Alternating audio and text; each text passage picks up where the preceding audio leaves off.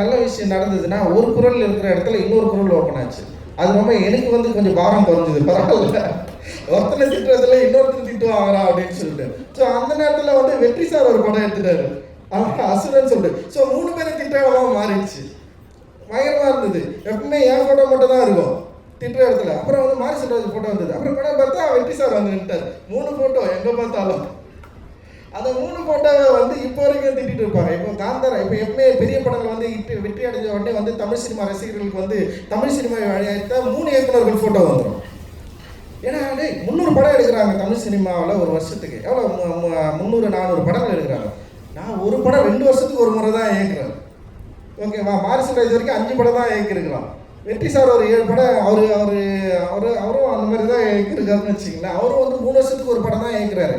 ஆனால் கிட்டத்தட்ட இந்த 2 வருஷத்துல 600 படங்கள் வந்திருக்கும். 600 படங்கள் எத்தனை இயக்குநர்கள் இயக்கியிருப்பாங்க? அத்தனை இயக்குநர்களுக்கு இந்த தமிழ் சினிமாவை உயர்த்துவதற்கு அவங்களுக்கு எந்த பங்குமே கிடையாது. அத்தனை தமிழ் சினிமா இயக்குநர்களும் வந்து இங்க வந்து யார் அவங்க படமே பண்ணலையா அவங்க? அப்போ அவங்க தமிழ் சினிமாவை ஏன் உயர்த்துவதற்காக எந்த படமும் இயக்கலையா?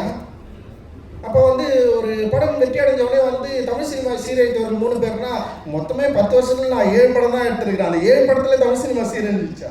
அப்போ மற்ற இயக்குநர்கள் என்ன பண்றாங்க?